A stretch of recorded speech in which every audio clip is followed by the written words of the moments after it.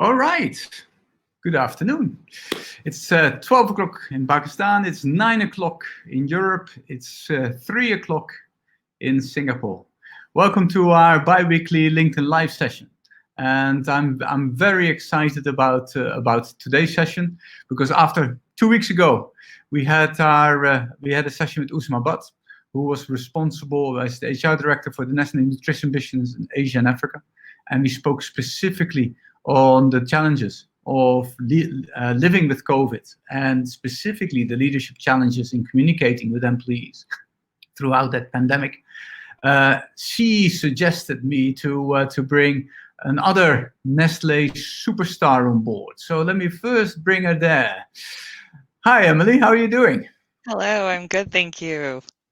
Well, I think I saw your LinkedIn messages in terms of you sharing this, and you had so many fans around the world that I think introducing you as a Nestlé rock star is certainly not the wrong thing to do. But thank you very much for having us on this session. You're responsible for the Nestlé Global HR Transformation. And we don't always get the opportunity to learn from somebody with your kind of experience on transforming a global HR function. So it's with immense pleasure that we have you here. A very quick introduction. I understand you've got you're originally from the US. Living in Nestlé in Vevey in Switzerland now for the last 5 years. I trust that you are enjoying the scenery over there and the opportunity to go out in nature. Yes. And as I understand from your resume and from our conversations, you've basically touched almost on all the large HR practices: leadership development, talent development, change management, HR business partnering. So I think if there's somebody capable of talking about a global HR transformation and obviously leading that, it must be you. So thank you very much for joining. Well, thank you very much for having me. To clarify, I am not leading; I'm the change manager. So there is a program director who is leading the technical part of the transformation, but I'm leading the change management. So just to make sure we're all clear. Okay, all right. My apologies for that. No problem. No problem. I don't want to overstep the Nestlé the hierarchical. Yeah, exactly. Absolutely. Okay, fantastic. Well, so the topic for today, what we're going to talk about, is of course around global HR transformation. A lot of our guests will maybe not have to deal with that kind of scope, but I'm pretty sure that some of the learnings that you have are certainly also applicable for smaller HR transformation programs. About completely, looks like that was my internet. Yeah, as we constantly redesigning the operating models. Business models. I'm pretty sure that a lot of us are also thinking about how can we redesign the HR processes and function in order to be ready for the changes that have, well, not ready for the changes, but adapt to the changes that have been inflicted upon. And certainly, I think from a US perspective, it's not just the pandemic; it's also the economic circumstances, and now also the social elements that are being put on top of it. So, what I've learned and read is that there's going to be significant amount of pressure on companies. Not only to look after the safety, health, and mental well-being of employees, but also, of course, to have a position on all the social elements that are now being upon us. So transformation has been the name of the hour, but I'm sure going forward it's only going to be more and more and more. So really looking forward to learn from your experience and hear what are not so much the do's and don'ts, but what works, what doesn't, and what are the key elements that you think we should learn from. Obviously, I want to invite, before I ask you to speak, I want to make sure is that that people can, of course, leave their questions. It's going to be a 30-minute conversation between us, and then if there's questions in between, I will pick up those questions and share them with you, Emily, and together I'm sure we can able to answer them as good to our ability as possible. Sounds good. Yes, all good. Fantastic. So let's dive in. Give us a little bit of an overview of what this HR transformation globally was all about. What has been done over the past few years? Because I understand that it's been 4 years that you've been working on this transformation project, correct? Yes. So to understand what the global transformation is, you have to understand the starting point. And so Nestle operates in almost every country in the world, around 300,000 employees, but a lot grown through acquisitions. And we are very local in terms of our products, in terms of our delivery. So we run through local markets, and markets are clusters of countries or countries. And when we started, we had implemented SAP as our people platform, but it was SAP on-premise systems, and they were very much localized. So several SAP platforms in all of the different countries. So we did not have standard ways of working. We didn't have really standard technology because everything had been kind of customized. And there was no way to really leverage the scale of Nestle when it came to how we were managing our people. So our transformation involved a standardization of technology by implementing SuccessFactors Cloud Platform and Employee Central and some other components of Employee Central. Shifting more services to shared services and bringing standardization to what services were provided by our shared services centers around the world. So rather than an opt-in, every market deciding what they wanted the business services to provide, we really brought everyone to a standard level. Pakistan, for instance, was not using shared services. So for that country in particular, we were bringing them to shared services where they had not been in the past. We created above market centers of competence, which are our regional clusters providing support and services around learning and capability building, total rewards, leadership development. So some more of those expertise functions. We created those there, and really changing the ways of working. So having standard processes, not just standard technology, but really saying this is how the hiring process should go, and this is who should be involved, and this is who should not be involved. So pretty complex undertaking. Yes, I've been part of a similar process in my Unilever days, and I still remember that the conversation was about. Yeah, I understand global processes, but how do you take in kind of? I remember people speaking to me about how do we take into account this particular issue in this particular country and this particular requirement by law to ensure that this is happening. I'm sure you had 300,000 of those. How do you deal with that? So it's interesting, and I think if I was to look back, and we did this transformation in waves. So we started with 10 markets in 2018. Just for the listeners, a market is a country? It's a country or a cluster of countries. So for instance, we have Pakistan as one market, but then there's the South Asia region, which is India, Bangladesh, so kind of clusters of countries. So it depends upon the size. It depends upon kind of the size, not only from a business perspective, but also from a people perspective. So we started with 10 markets, and in Asia, it was Pakistan, Philippines, and Oceania, which is Australia, New Zealand. And that was in 2018, and we learned a lot in 2018. And we came then in 2019 to go live with 30 more markets. And so now we are live with almost everybody. We have 6 markets going live in this year in September, which includes Greater China region, Korea, Israel, Turkey, Canada, and Anglo-Dutch Caribbean, so some of the islands in the Caribbean. And then the last market to go live will be the United States.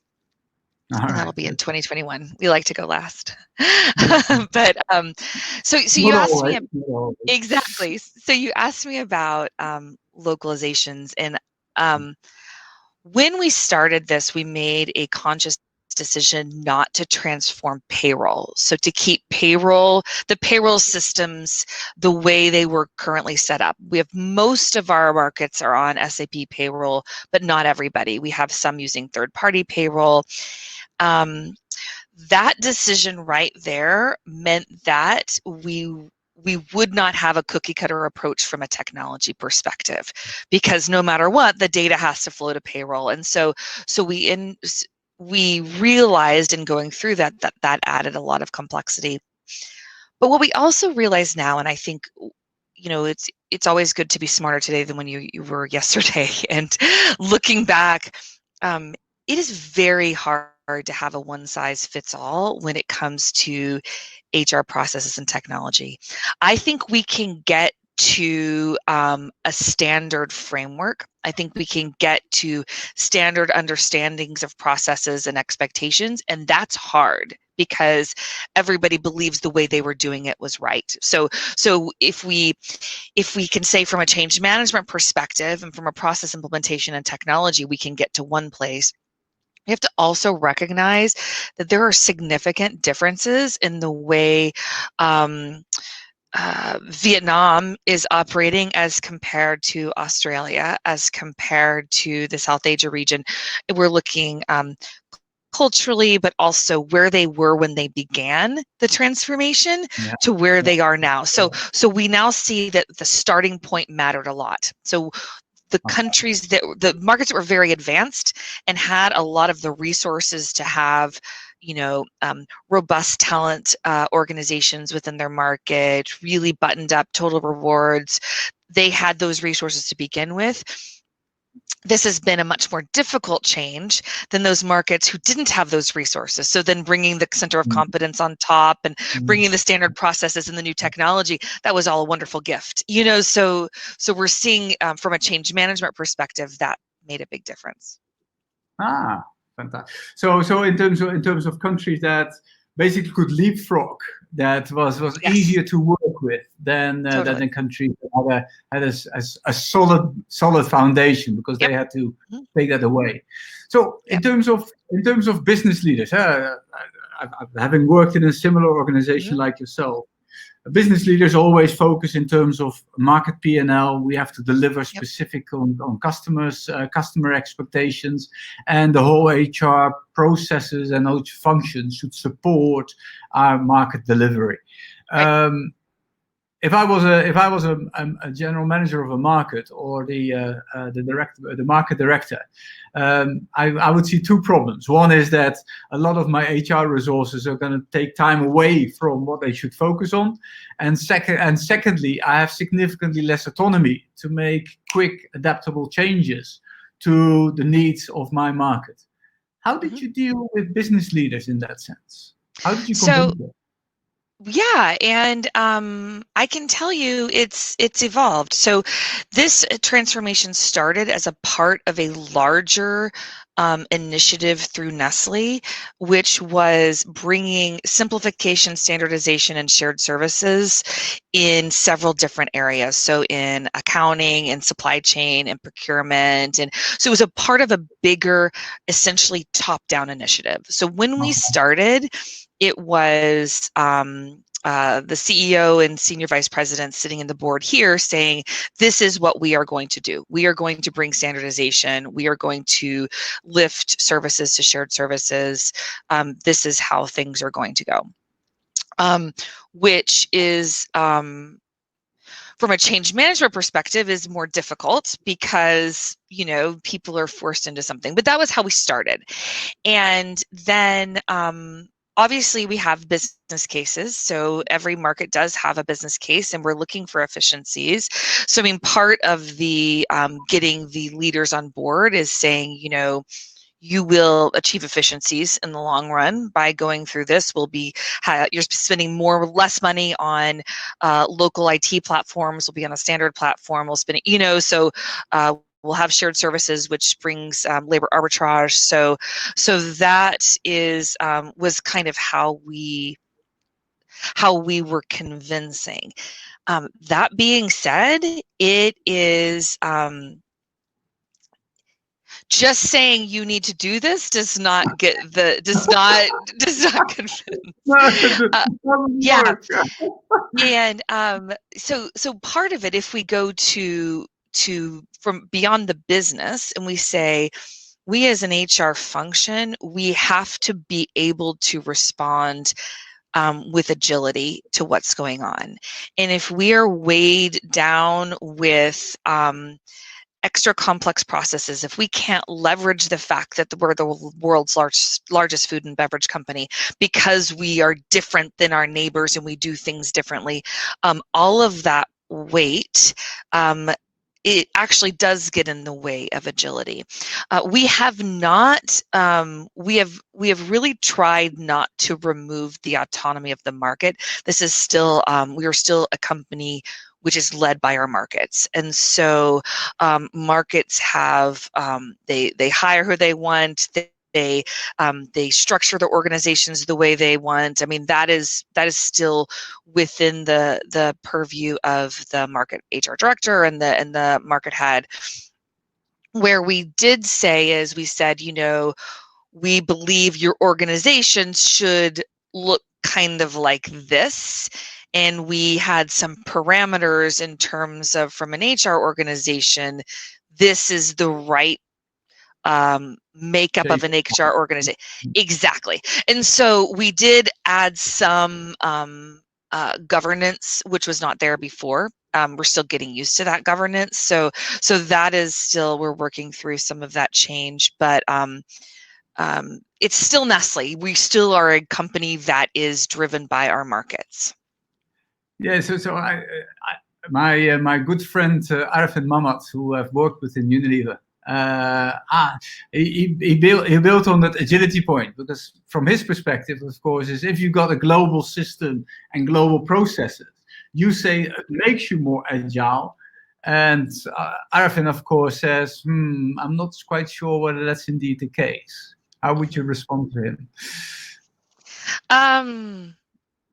Well, I think that's a good question. And I think that's where we have to have flexibility within the framework. And that's what we're learning. So as we're learning and evolving in this HR transformation, to hire people using the same process and having standardization, that's not really where the agility comes from. So the back office piece of things, I think, is not how we respond with agility. In fact, that should work the same way I breathe. I shouldn't be thinking about my breathing. My breathing just happens, right? So I can do other things. I'm not wasting energy on thinking about every breath that I take. So the intent is to get to where these processes are working in such a standard way that we're responding with agility to crises like COVID. We're not spending our time focused on how do we make our hiring process more efficient. We've done that. Now, I'm going to be the first to admit we're in the midst of this transformation. And like I said, we've just met with every market who's gone live. So over the last month, I had cluster calls with all 40 markets. And the majority of them are saying, things are working. Things are working. Things absolutely work when the data is right. And when, you know, so where we're bumping into things is where we have issues with data quality. So still trying to get how do we keep the data exactly. So we're still working through that. But I think for the most part, especially the processes that we transformed, the markets are still able to respond with agility. And through COVID, what we've found is every market has been able to respond. Nestle actually has a very superior record in terms of health and safety of employees, how we respond from a corporate perspective, but also with the addition of the centers of competence above market, we've been able to transition from face-to-face training to virtual training for all of our markets, even those who didn't have the resources to do that. So we're able to see kind of what that support has been able to bring. Yeah. I think so too. That if you have these standard processes organized, then it is basically that if you have to be agile, you have to be agile once and then click the switch for everybody at the same time, correct? Rather than 120 markets. I don't know how many markets there are in this play. Having to go through the same agility question themselves, and some do it well and some don't do it well. So I think from that perspective, I think standardization can actually makes you more agile in terms of the response time. But it is hard. It's not easy, and I think there may be people from Nestle right now sitting on the phone saying, I don't agree, so this is my perspective and kind of what I've heard in talking to markets. But one of the things, I'll give you an example of one of the advantages of standard technology and standard shared services is we will be implementing artificial intelligence for interview scheduling.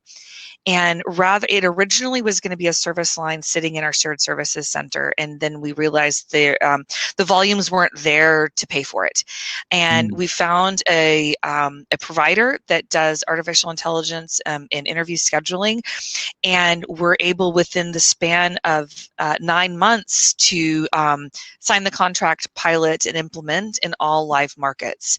So being able to move everybody to a new technology to save time, to bring efficiency at once is possible because we're on a standard platform and because we have standard processes. So I think that getting to that place, we're able to leverage our scale. Now, we do have some markets, and specifically in Asia, especially in countries where you have tons of, HR startups and apps and everything moves really quickly. I know in India and Pakistan and Greater China, there is a desire I want to go out and get all of these apps. I want to go out and do all of these things. I can do it quickly and cheaply with the guy down the street. And what we're looking at is how can we make room for that? So how can we say, here's our standard framework. If you have an app that brings you something that meets all of the, our privacy and security standards and is able to be leveraged locally, how can we have that flexibility within a framework? So recognizing that, SAP is not the end all be all for every single service. So how do we how can we be happy in both worlds, I guess? And that's where we are now. I've also learned that I know now how to contact in order to have gamified recruitment in all Nestle markets. So I'll be in fact helping out. Let me pop up. Sorry, I just pop up another question, which is around cultural differences. So Farhan says, what's the cultural impact on processes while working in different parts of the world, and how do you standardize that thing? That is such a good question. And I want to talk more about the cultural differences in implementing a change, and then the cultural differences in standardizing the processes, because I can tell you it's what I've now recognized significantly is every culture approaches change with a totally different perspective. And I'll give you an example. When we just went live in our Wave 2 markets, in Indonesia, they held a parade. In Switzerland, we had a lunch where they said, we will not celebrate yet. We do not know how this is going to be. It was on the same day. And, just the cultural differences in how we approach everything. We found you know why I'm still in Asia, Emily. Exactly. You could have a parade right now. In Pakistan, they had a giant penguin who was their mascot, and their penguin, what was their penguin's name? I can't remember their penguin, but they had a penguin mascot for hire to retire. It's just fantastic. In terms of standardizing processes, this is Emily talking, so this is only my take, but countries that, there are countries where people are much more amenable to someone saying, you will do it this way. Okay. In those countries, we've found that changing the standard processes from A to B has worked pretty good. Oh, okay, I do it this way. We have other countries where the reaction is absolutely not. I've done it my way from the beginning, and then they'll fight. They don't want to do it. And then we have other cultures where they say, okay, fine, and then they do it the old way anyway. So I know which country is what. Yes. So it's been interesting. Part of what we've done from a change management perspective is and from a program perspective, this program was implemented locally. We have a local transformation lead in every market. We have a local change lead, local communications lead. There's local project plans. It is a local implementation, and that is critical because the change management and the implementation approach in Indonesia would not work in Switzerland, and the implementation approach in Switzerland would not work in Indonesia, nor would it work in Ecuador. So that implementing locally is so critical. Every locality had their own case for change. And I'm a big believer that the case for change is different depending upon the stakeholder group. So how I share the case for change to my market head is very different than the case for change for my line managers, for my employees, for my people in HR.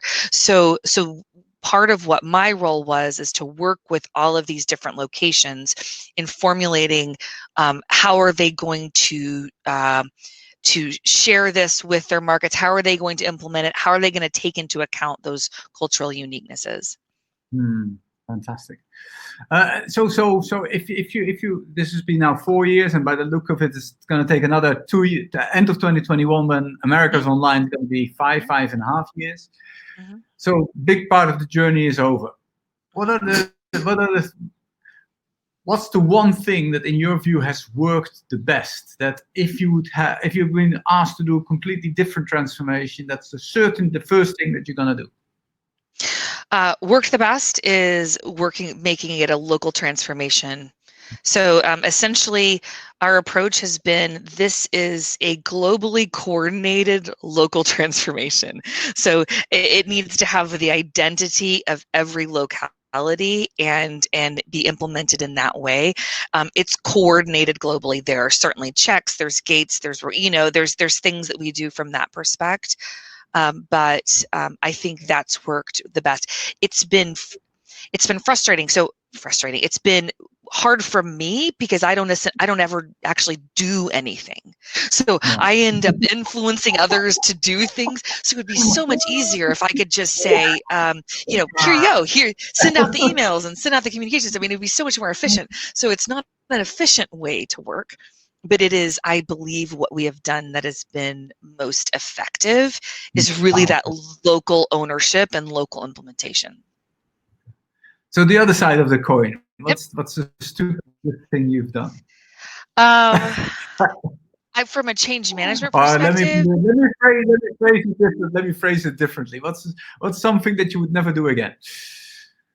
I would never oversell again. We started, if you think about it, we started with this really amazing vision. Okay. And visions are fantastic when they're on the whiteboard in a conference room. It was going to be wonderful. And we got people excited by this vision that processes were going to be simplified and HR business partners were going to become more strategic, and, things were going to work so much more smoothly, and which is still the vision.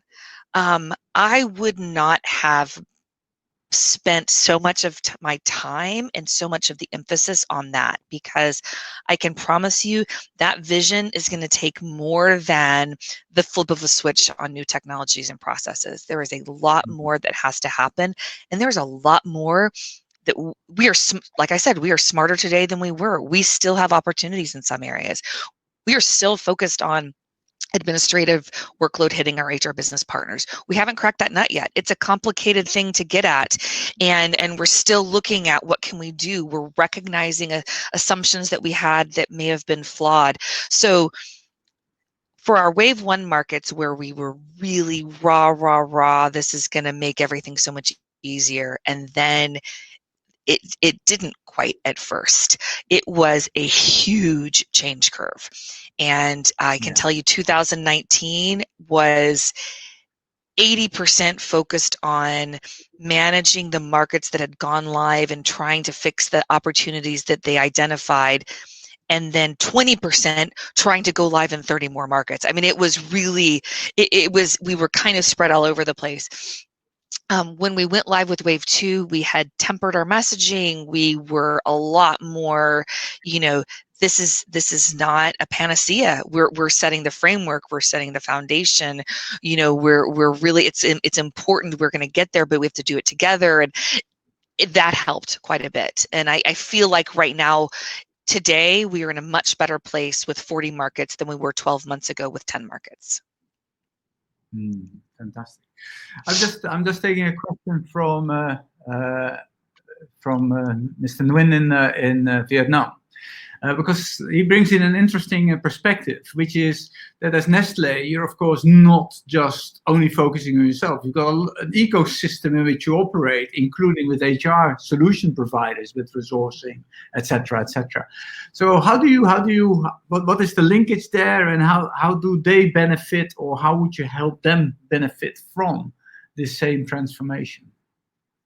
That's a really interesting question. So from an HR vendor perspective, globally, most of our HR is provided internally. We do have a few shared services centers that are outsourced, and we partnered with them through this. So they had to transform their services and their ways of working, and that's they've been a part of this transformation.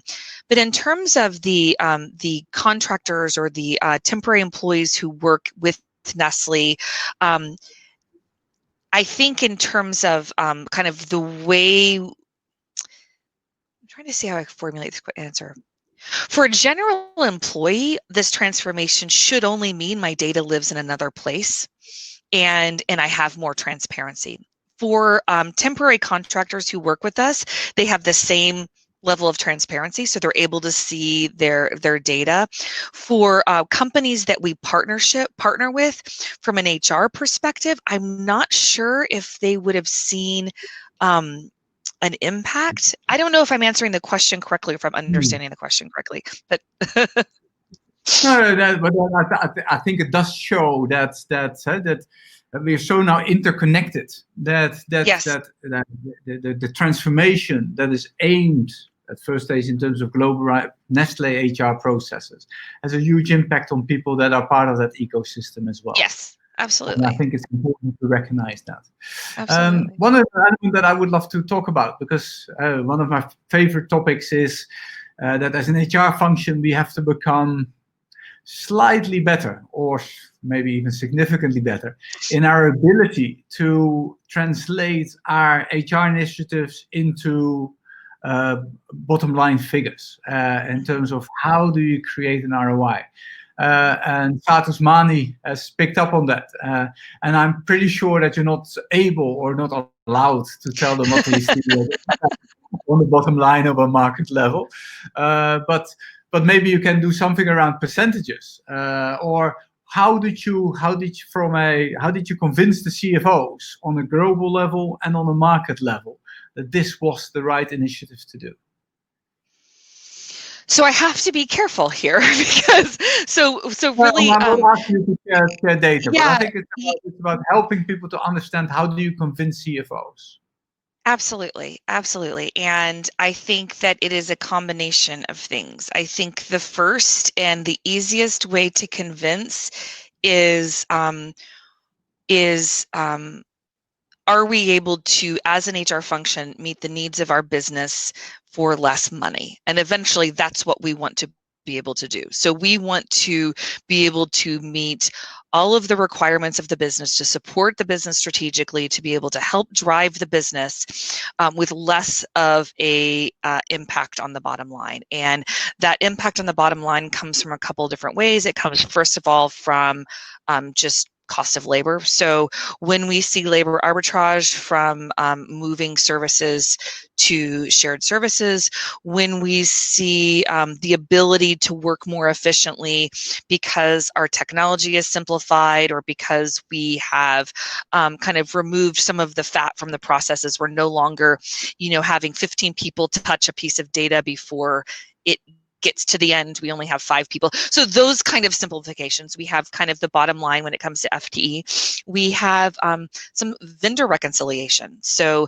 rather than having every single market contact 50 training vendors to do the same thing, how can we say, okay, how can we reconcile some of those vendors and really maybe have global providers and have a way to leverage content that other people have used in other markets? So there's a savings that comes in that area. Same thing with recruitment.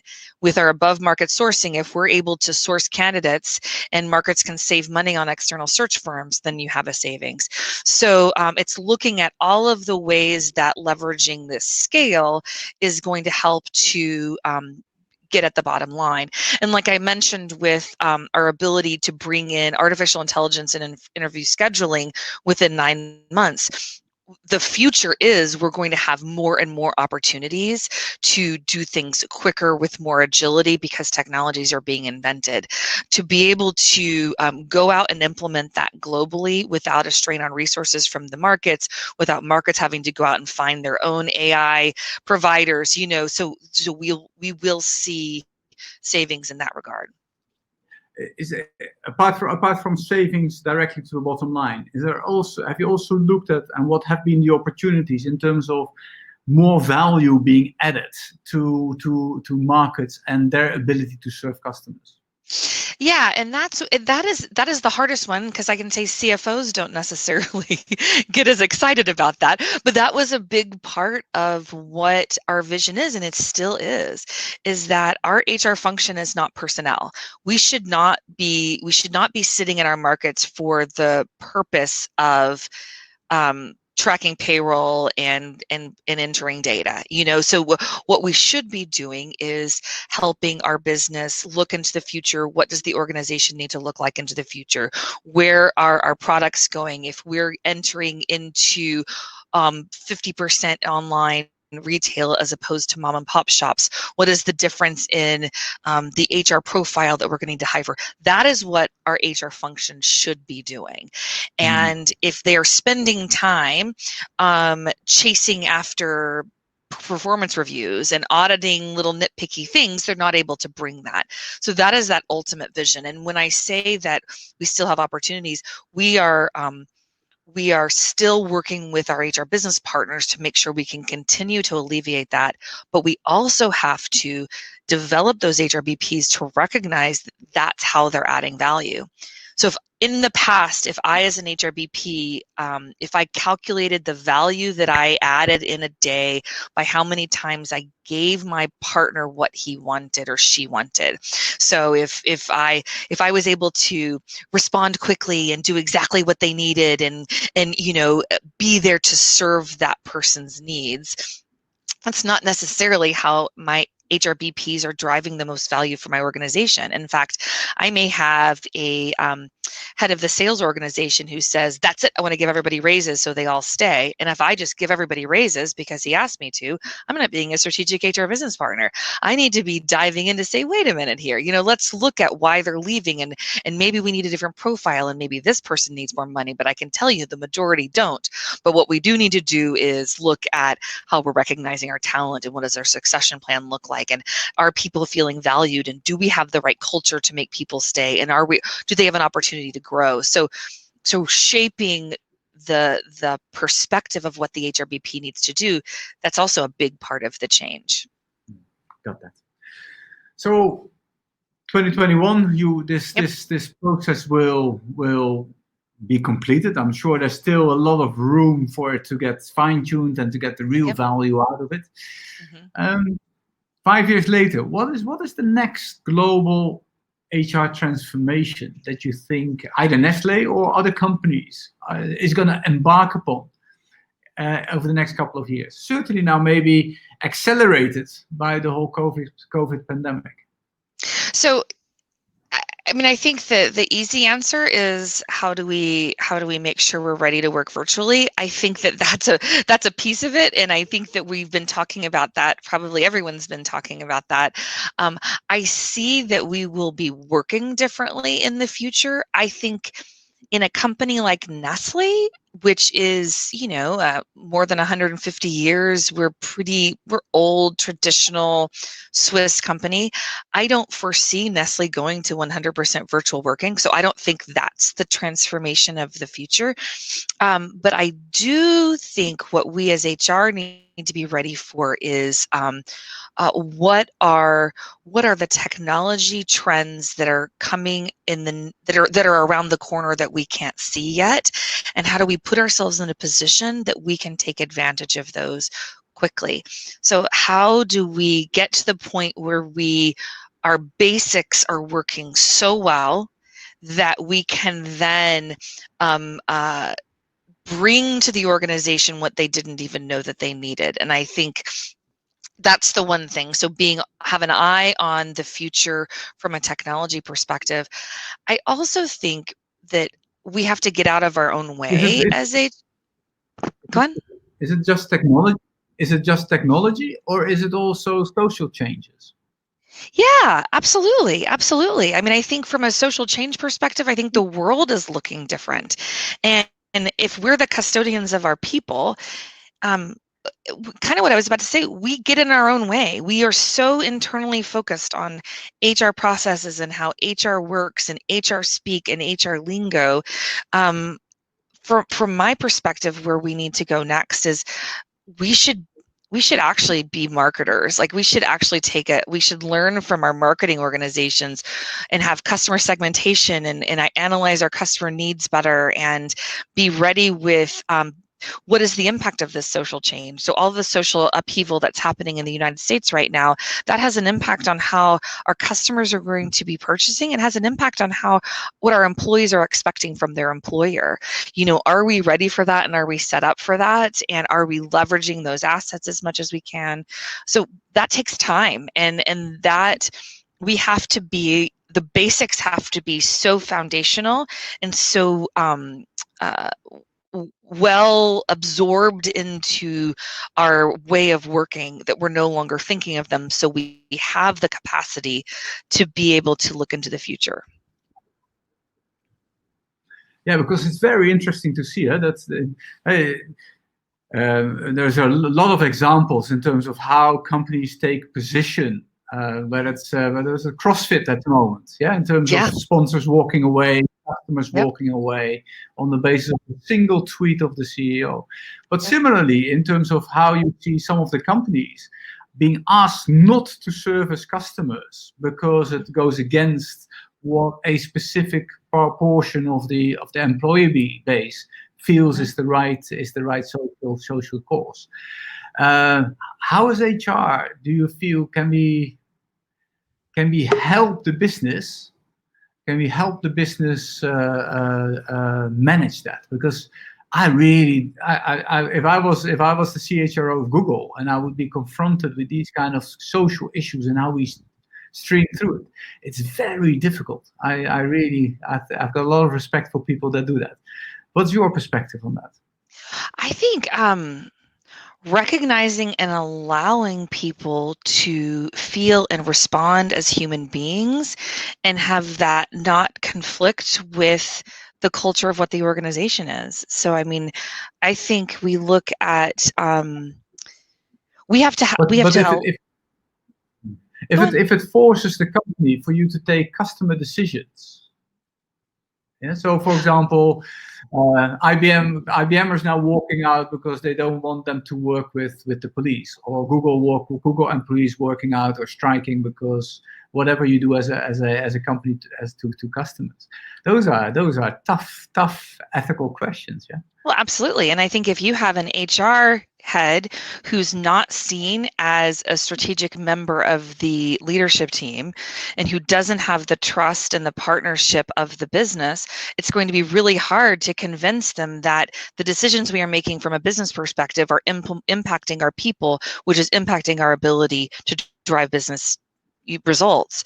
And so I think that establishing that that trust and partnership, and I hate the phrase seat at the table because I think it's so trite, but really it should be that if you don't have a head of HR who's the first call that CEO is making in these situations, and how do we make sure that we're able to respond, and what are the decisions we need to make from a business so our people are still able to drive business results, that foundation has to be set long before. So you can see companies where they're responding appropriately. They're making very good decisions on behalf of their employees. They're respecting the fact that their employees are responding to what's going on in this world, and they're making decisions not only from a PR perspective, but also because it's an important part of their culture, versus companies where they have been they've disregarded it. They haven't seen it as something that is important to their business, and they're now, they're paying the price. Yeah. So what I pick up from you in terms of next HR transformation, and maybe a skill that we should really focus on within the HR function, is to be significantly more externally glued in than we've ever been before. Absolutely. Is that a right summation of something that you've just said?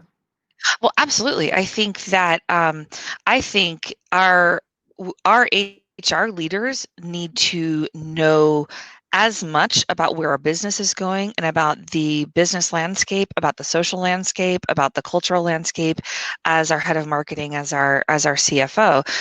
We have to have that in our mind, because our people are the ones who are going to deliver those business results. And if we do not see where things are going, and we can't help guide our people's strategy to support that, then we're not a strategic partner. We're personnel of old days, and we have to get out of our own way in that regard. We have to be uncomfortable. We have to be able to read a P&L. We have to be able to understand the conversations that are happening when they're talking about where we are in the marketplace, and what our overhead is. I mean, there's a lot, I think, that HR has been able to say, okay, I'll just take care of the people, and you go do that business stuff.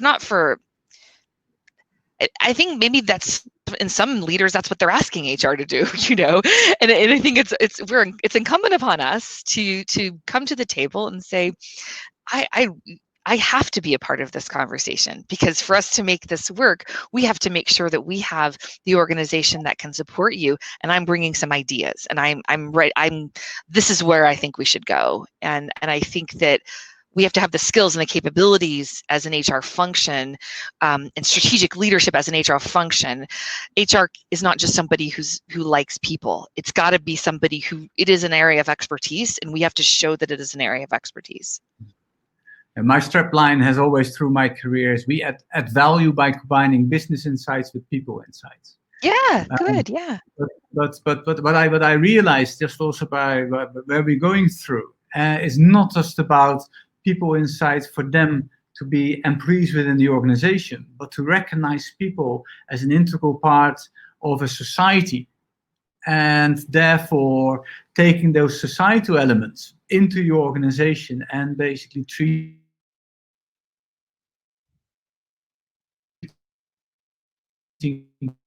people. I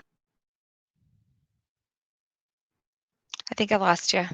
Sorry, I think okay. I went black there for a second. It's okay. So I missed the question. I missed the question, or I missed the statement. Sorry. My internet broke up for a second there. Oh, that's okay. Can I just share a question? I should just ask a question around mental health. Mm-hmm. Ushma also mentioned specifically around mental health, what she's been focusing on during COVID. But as part of a global HR transformation, do you think there's significantly more responsibility with employees in terms of focusing on employee mental health and employee well-being? Absolutely. And I think that, I think it goes back to, Maslow's hierarchy. I mean, they have the tools they need to do their jobs?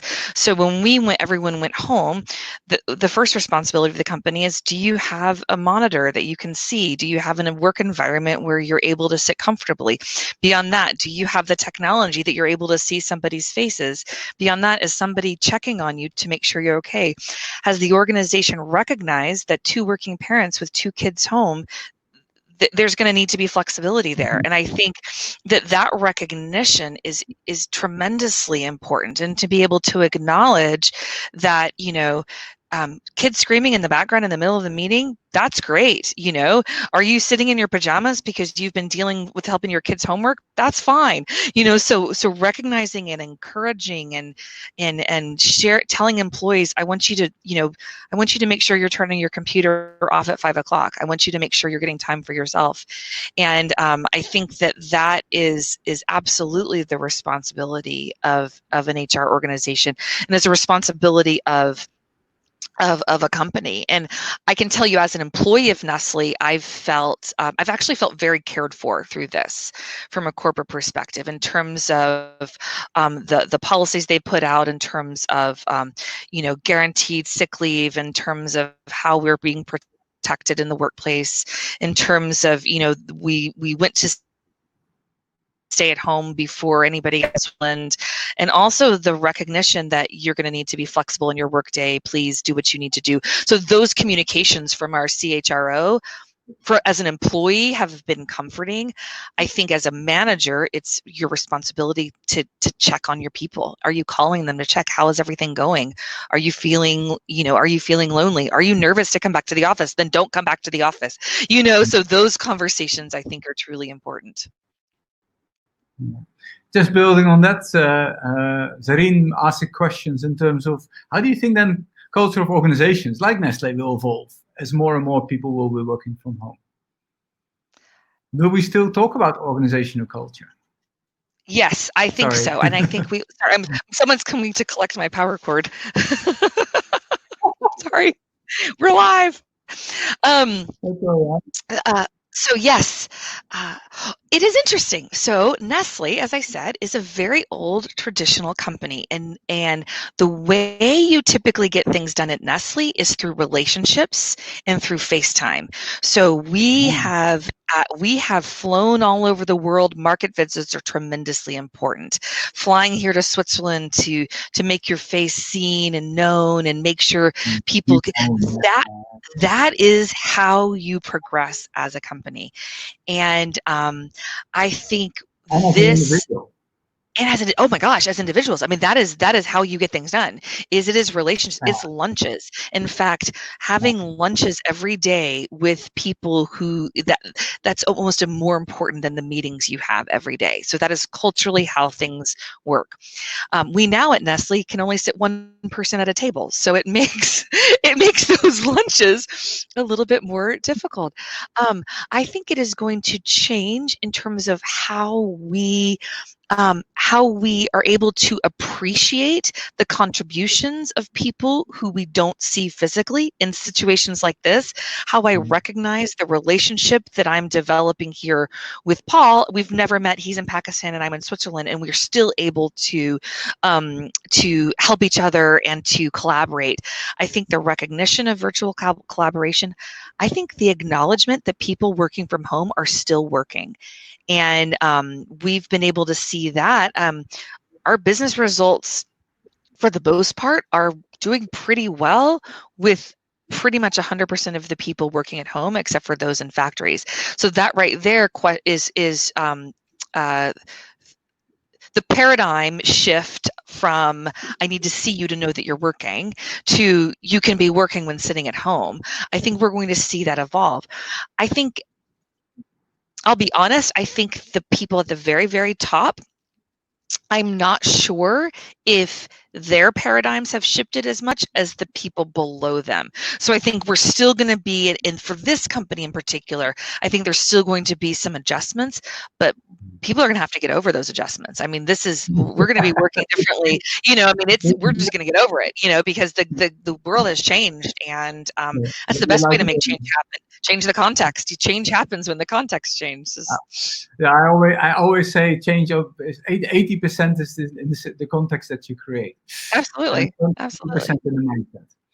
Well, I think thank you very much. I'm just going to ask you one more question, then we end up. But just summing up, in terms of HR global transformation, I think Farhan Tariq mentioned it. Globally coordinated and local transformation. He really liked the term, and I'm fully with him. So I think the biggest thing, and that whether that's to do with a local company also doing this on a departmental basis, you can have the same mindset, in that different departments can take ownership of the change, but you still coordinate it from a company Absolutely. perspective. So I think that's a very, very, very powerful one. The other one that I've picked up, Emily, is around don't oversell, because you get yourself into a corner. Where you know for sure that it takes some time for all these benefits to come through. The third one that I've picked up from you in terms of how HR is going to change in terms of the epidemic that we're in, but also in terms of the road going forward, is how significant more, or if not fully externally focused, in order to be able to bring in the technology changes, the societal changes, and in this case also health and economic changes that are coming at us. So thank you very much for those learnings.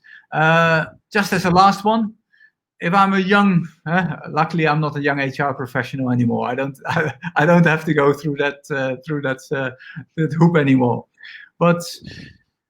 You having had such a successful HR career, what would you recommend a young HR professional to focus on to be future ready?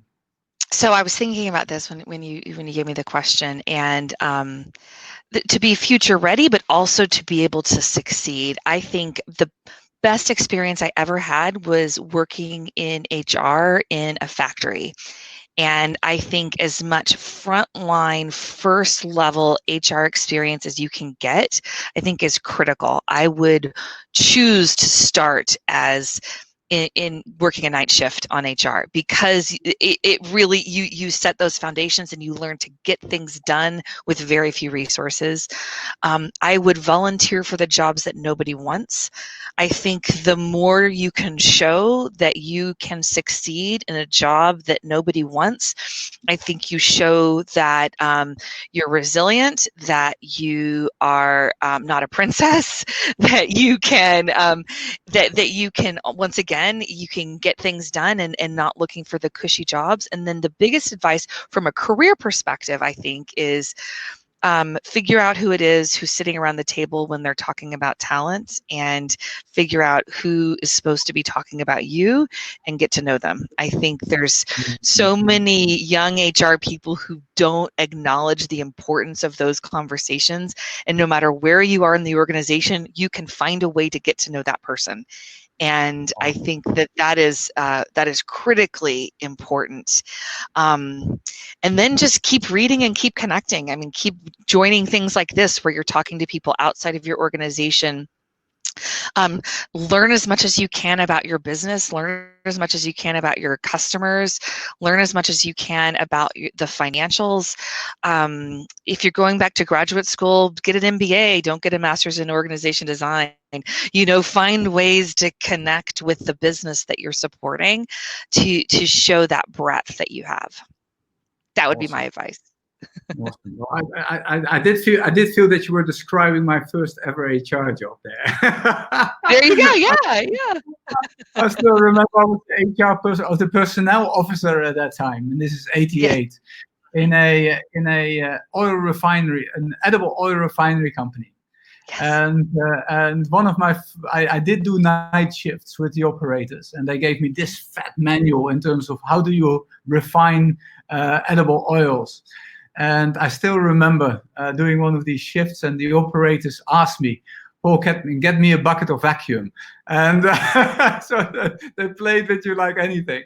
But I think in your ability to actually being able to connect to people, as well as being appreciated and valued by people, I think it can't be a better advice. So thank you very much, Emily.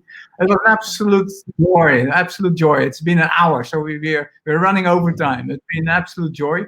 Thank you very much for having been around. Let me and thank all the questions that have been asked, and hopefully I've been able to do justice to some of them. Unfortunately, not all. I will answer them in the feed themselves. But thanks again, Emily. Thanks again, listeners, and I see you in 2 weeks. Thank you, everybody. Cheerio. Bye.